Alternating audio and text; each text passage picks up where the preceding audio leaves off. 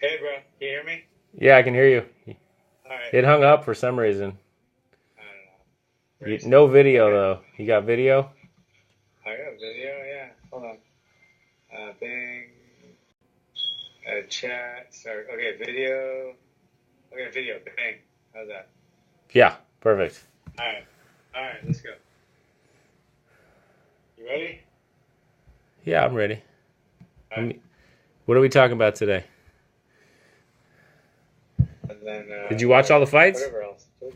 Yeah. Why don't you all of them? Me too. Let's talk about. Okay. Ready? Wait. Am I blocking? Okay. There we go. All right. Ready? Here we go. Hey guys, Sylvester here. I'm here with the doc, and we're doing our podcast.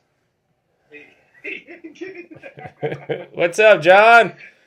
Well, hey, good. I'm sitting here in this beautiful restaurant called.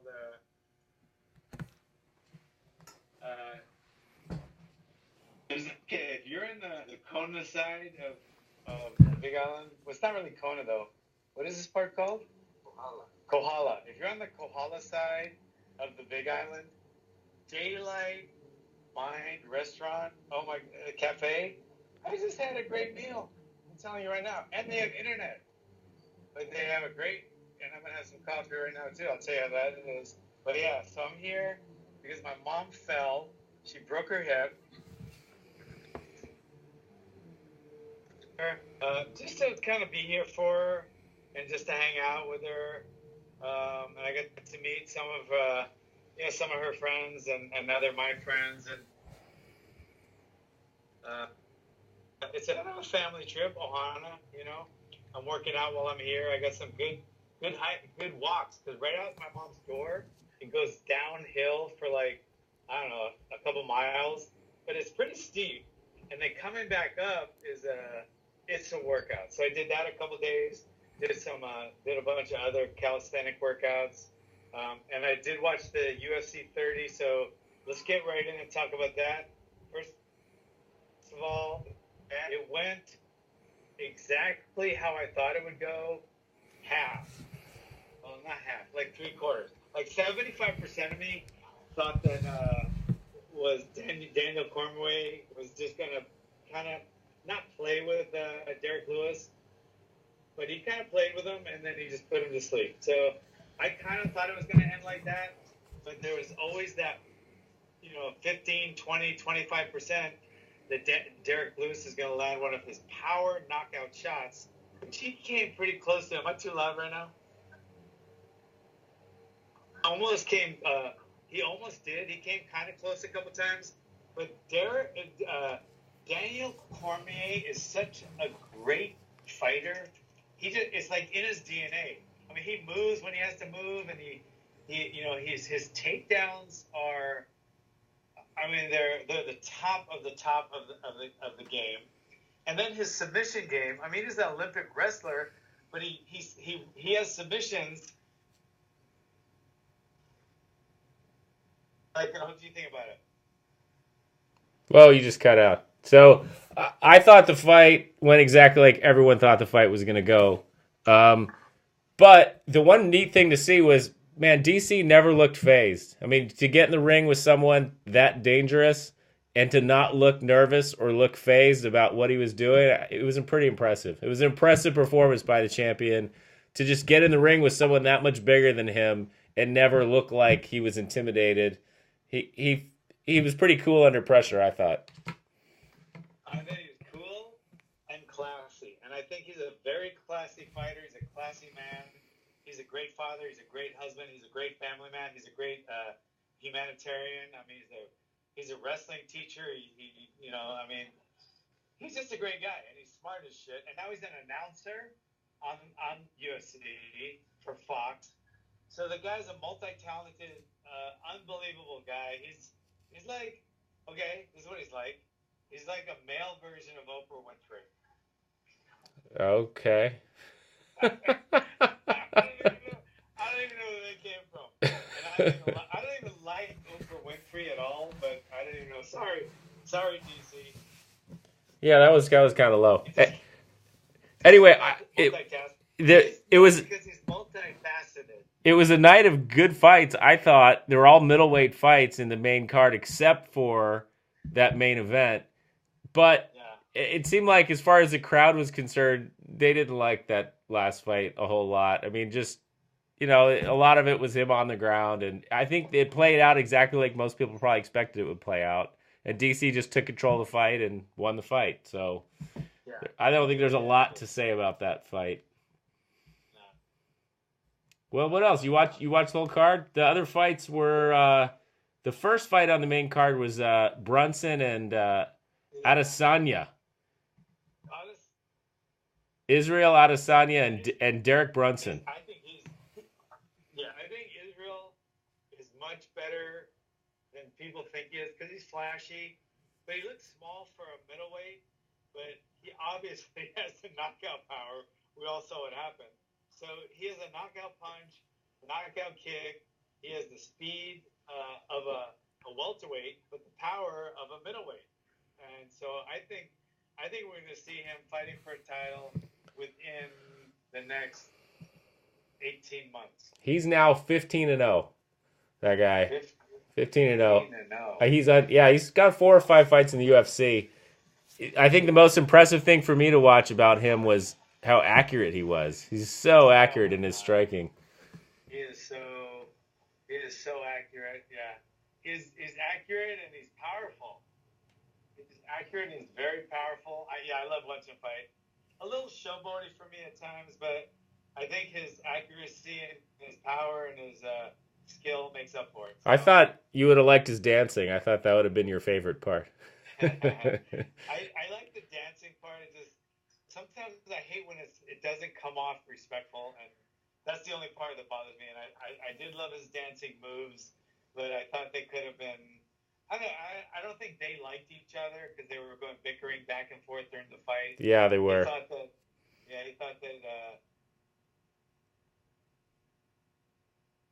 I think it kneed him low or something. So I don't know. It was an okay fight, but I think what it showed was Brunson is a good gatekeeper. He's showing that he's not quite taking the next step into the next level. So I don't think I'm going to be seeing him fighting for a title soon. But he is a really, really tough guy, very talented wrestler, very hard puncher, very aggressive. So I think he's a good gatekeeper, and I think the gate is now open for Israel. Yeah, I think he came in ranked number 9. I think he came into this fight ranked number 9 in his weight class. He's definitely moving up. That was an impressive performance by him. What do you think about my hat? I bought this for my. Now he's dead. I'm gonna take it. Oh, you cut out. Who'd you buy that for? I got it years ago for my stepfather. Did you? Now he's dead, so I'm gonna take it. Did you not like him or what? No, Why? I thought it was cute because I like DNR stuff. But anyway, all right. So who else? The next fight was Carl Robertson and Jack Marshman. That fight was good. I didn't even want to talk about it because I don't know either guy. It looked like the guy, not Marshman, but the other one. Very skilled, very talented. The other guy came back strong. So it was a really close fight. Not close enough to be a split decision, but Marshman was always in it. Tough as shit, that guy. But the other guy was just he was on the next level of skill. Yeah, I think Marshman is tough. He took on the replays. He took some shots. That guy's got a chin. The fact that fight kept going after some of those shots was impressive. And also Robertson had great head movement. I like that about Carl Robertson. He was very skilled. Yeah, very skilled. Very skilled. Who else we got? That was the second fight on the main card. The next fight was Branch. Was David Branch and Cannonier. Cannonier fought Glover? Didn't Glover beat him? Yeah, he beat him by choke. Yeah, Glover beat him with a choke. I think in the first round. That fight was a good fight. They went back and forth. It looked like Branch was in it. What round did he get stopped? Round 2. It was an overhand right or a right that stopped. That was a TKO in round 2. Yeah, so not much to talk about. They were similar. average, not average, but they were similar in their skill level. It was kind of an up in the air fight. Cormier is coming down from light heavy to middleweight. He's a very talented fighter. I don't think we're going to see either one of these guys in title contention anytime soon.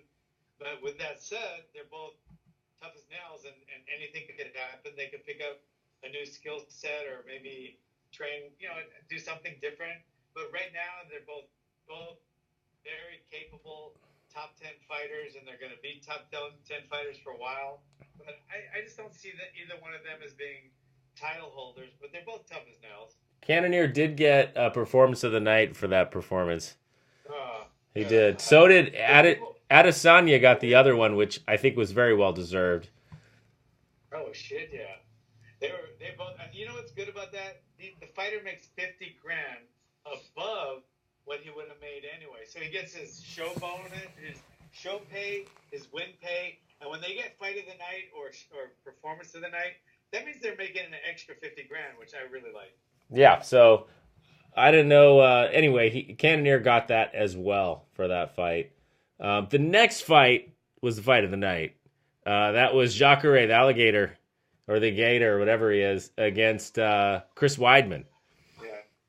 That was a fight. Yeah. Oh my God. I'm telling you,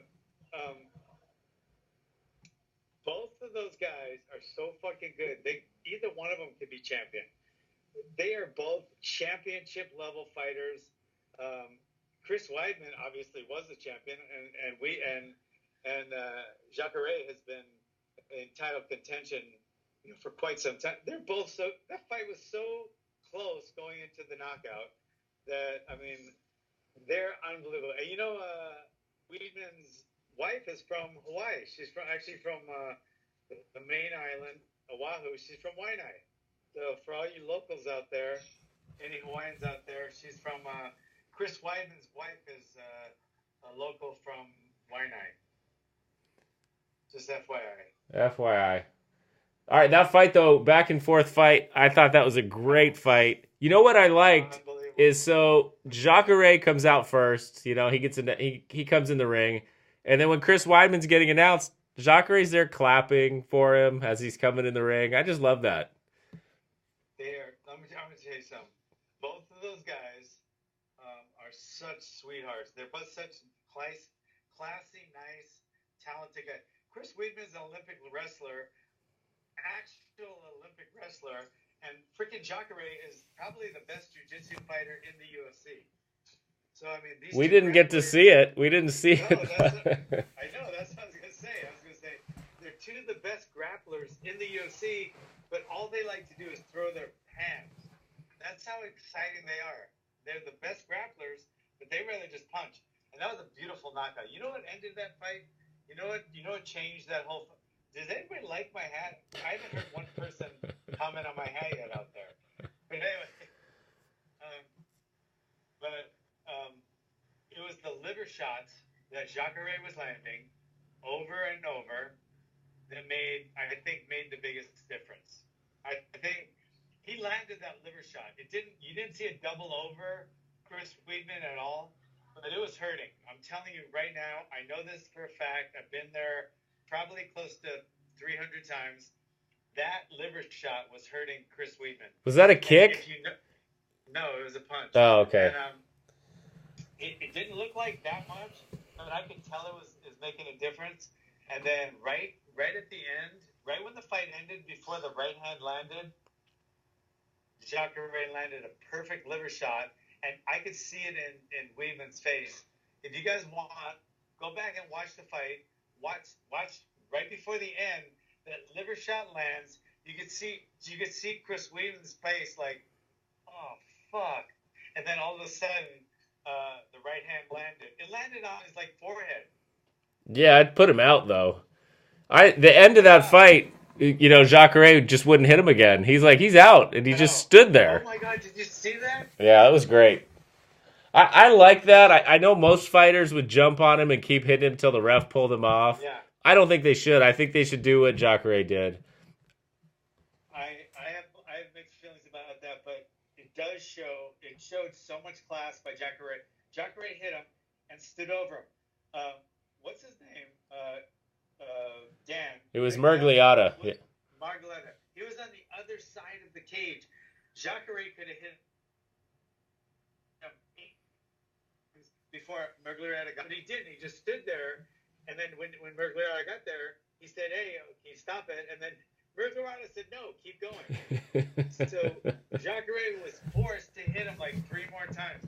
That wasn't. I didn't like that, but to Mergliata's defense, I mean, if he was okay, if Weidman was okay and Margalata stopped it, he would have been in a shit ton of trouble. So I don't really blame him for that because he's really in a precarious position. But whatever, he didn't hit him that hard, and it showed what class a guy like Jacare Souza has. He's one of the most classiest fighters on the planet, and he's the most skilled, and he has knockout power and the best submissions in the game. If you don't love him as a fighter, you're stupid. Just completely stupid. I totally agree. Jacare was awesome. You come out of that fight having even more respect for the guy. I thought that was a great fight. Chris Weidman was unbelievable as well. But Jacare, I was happy for Jacare he won that fight. Dan Margalata didn't have the view. He wouldn't let it keep going if he could have seen. I mean, from home, the camera just had the right angle. You could tell Chris Weidman was out. And Dan just couldn't see it. You can't fault Dan for that. If he saw that, he would have stopped it. Yeah, I'll never fault him for that because I'll never. Yeah, I could tell, and he was still moving. Weidman was still moving. It looked like he was trying for a single leg, and so he did the right thing in hindsight. So, but anyway, so that was unbelievable. And Jacare, I just saw Jacare a couple weeks ago. I was at the airport. He was in Phoenix, and he just came running up, and he's so friendly. He's always smiling. He came into the pit a few years ago, and he just came into the pit. And I remember, I love the way he like crawls across the ring like an alligator. So I just told him, "Hey, crawl across the ring like an alligator." He just dropped down. This is in the airport? No. He came into the gym a couple years ago. Oh, okay. I didn't do that. I'm glad you didn't make him do that at the Phoenix airport. That would be awkward. I wouldn't put it past you. I thought you did. Yeah, he would have done it. I'm glad I did. So it was a good night. It was a good. It wasn't the greatest, but I think the semi-main made it worthwhile for action, and then the main event, just the suspense of it. I mean, it was a very suspenseful fight because I was really nervous that Derrick would land that one right hand. Yeah, but he never really threatened DC. DC never looked threatened. Yeah. I don't think he was threatened per se, but he did get hit. He did get his bell rung a little bit. To watch that big guy too, to watch Derrick Lewis do a switch kick like that, jumping switch kick, pretty impressive. Throw a head kick. Yeah. It's very impressive. There's a guy named Ray Sifu he does the PFL or the PFL. He used to do the World Series of Fighting. He's a big time promoter now. I mean, I think it's called the PFL or the whatever. He's a promoter. His name is Ray Sifu, and he's knocked out almost everyone. I think he even knocked out Bob Sapp. He's knocked out Hunt. I think he knocked out Hunt. Yeah, he's a Samoan, but he has a kick. He can throw a front leg roundhouse kick like he was 120 pounds. He's like 250. I think he fought in the UFC once or twice, but when you watch these guys like Ray Sifu or Derrick Lewis throw a front leg that high, that quick, it's scary as shit because when it lands, it's gonna hurt like hell. So what a guy! He's very athletic. Very athletic, and I think he afterwards said, DC did what everyone thought he would do. That's basically what Derrick Lewis said after the fight. So, yeah. He got taken down and didn't have much to do on the ground. And he took the fight in what is it? When did he fight last? He fought on the last pay-per-view, so it was probably about a month ago. So he fought 2 back-to-back pay-per-views, main events, right? He was a main event in the last one. Was he? I don't know. This is his main card. He was on the main card for sure. And I mean, that's pretty impressive. That 2 back-to-backs like that, just getting his that just training for those two mentally, the mental training and psyching yourself up for 2 fights in a month is very impressive. To psych yourself up for 2 MMA fights is very impressive. Now think about psyching yourself up for 2 UFC main cards in a month. It's mind-boggling. It really is. So I'm very, very impressed with that guy. He's a really cool guy, really cool under pressure, really a sharp guy, a funny guy, great personality. I see him going far. I hope he's in the game for a while because he's definitely a breath of fresh air in the heavyweight division. So where do you see DC going from here? Who do you hope to see him fight next? Before he retires, before he leaves. Do you want to see him fight John Jones again? No. I don't either. He wants to. He wants to fight John Jones again. I want to see him fight another heavyweight. He already admitted to having a real hard time making light heavy, and I don't think he should go through this. I'd like to see him fight. I don't know. I can't even think of a good heavyweight for him to fight. Well, I think the fight that's going to happen is Brock Lesnar. That's sad. It would be sad for that, but whatever. I mean, that could happen. But I would like to see that, but whatever. It would be like this fight. I think this fight was. I don't know what he was favored as, but I mean, I think most people thought he was going to win, but there was always that puncher's chance. But I don't think Brock Lesnar has that puncher's chance like Derrick Lewis does, and I don't see many ways that Brock Lesnar could beat him. So it would be more. But if it could give DC a shit ton, a huge payday before. I'm all for it. What do you think? Yeah, I don't know. I have mixed feelings about the John Jones thing, but I really don't think he should fight him again. I'd like to see him beat John Jones, but I don't think he should fight him again. I don't know. I don't see a reason. After the steroids, I just see no reason for it. It's like tainted already. To me, that fights. I don't know. I think he should. Yeah, but they talk about steroids. But then he's gonna fight a guy like Brock Lesnar. I think the difference is. I think Jones has so much skill, plus the steroids. I don't think he would be as far as he is right now without the steroids, but I still think he has a shit ton of skill. I think Brock Lesnar has the athleticism, but he doesn't have really that much fighting skill. But then, add the steroids to him, he's still going to be a lot higher than he would have been. So either way, it's so unfair that these guys are allowed to compete after steroids, but it is what it is, right? Yeah, it is. Yeah, so I think there's more interesting fights for DC back in 205. I don't know. I want him to stay as a heavyweight until he retires. I just don't want him to see him go through that. Because he admitted that it was like a really torture to try to make 205, and it's such a negative thing. It's just so hard to do, and it's like, especially if it's hard for him to make.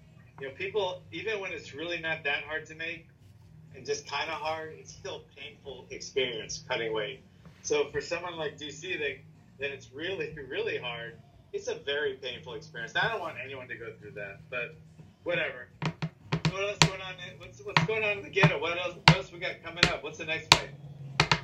I don't know. I think your guys got a fight coming up this month. Chuck. Yeah, Chuck's fighting the 24th. That's coming up before you know it. That's like 3 weeks away. Yeah. He texted about coming down there maybe next week and working out with them a little bit. So you headed down there, you think?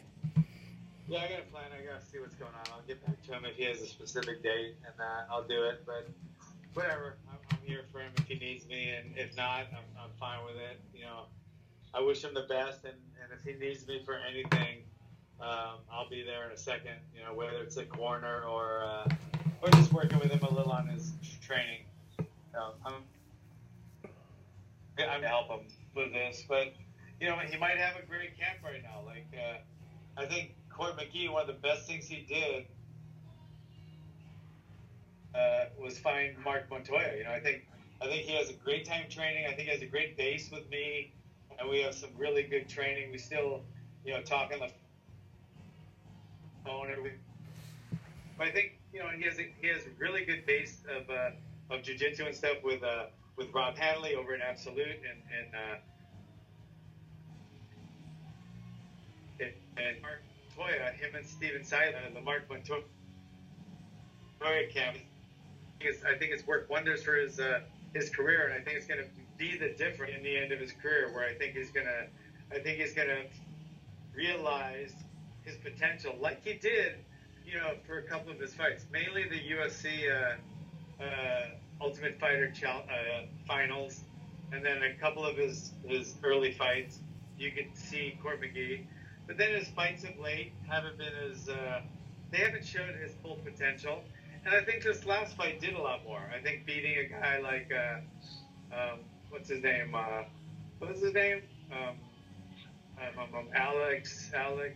Alex Garcia. Oh, Alex Garcia, yeah. I think beating a guy like Alex Garcia, the way he beat him unanimously. I think it showed that Court McGee, or Courtney McGee, is his real name out there. For you guys that didn't know, Court's real name is Courtney. And he likes to be called Courtney. But anyway, Courtney McGee is I think he's finally found oh, the coffee? Okay. I think he's finally found his niche, and I think that's what's going to be the best for him.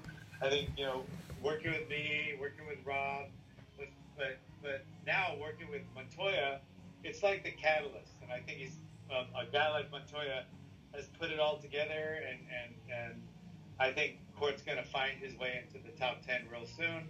And I think Steven Seiler is going to win the $1 million purse over at the PFL, I think it's the PFL. It's a PFL. When's that going down? Do you know?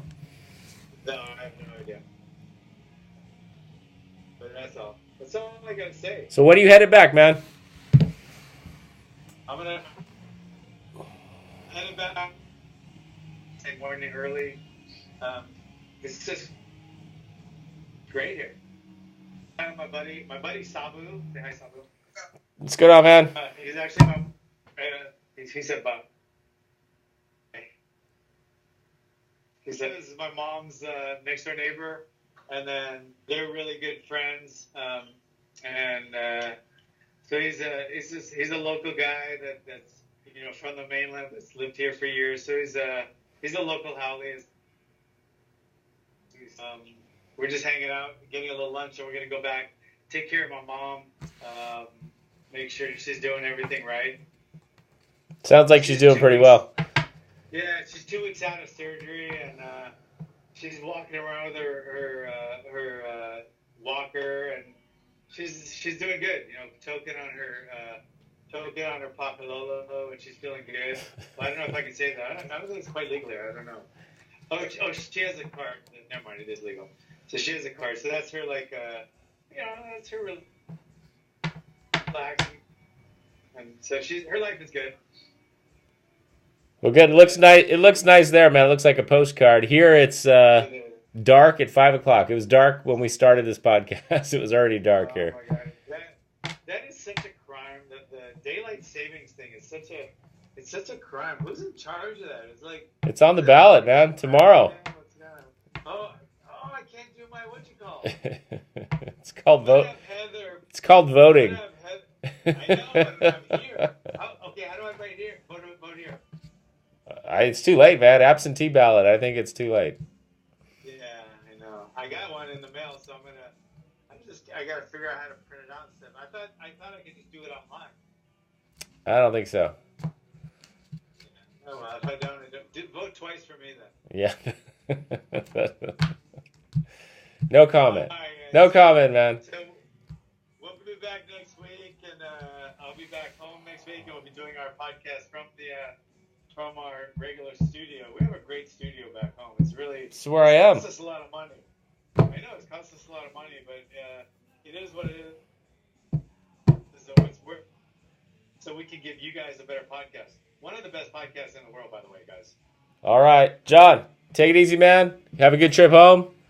Say hi to your mom. All right, bro. Thanks, Ellie. All right. Thanks, everybody out there. I'll talk to you soon. Take it easy, John.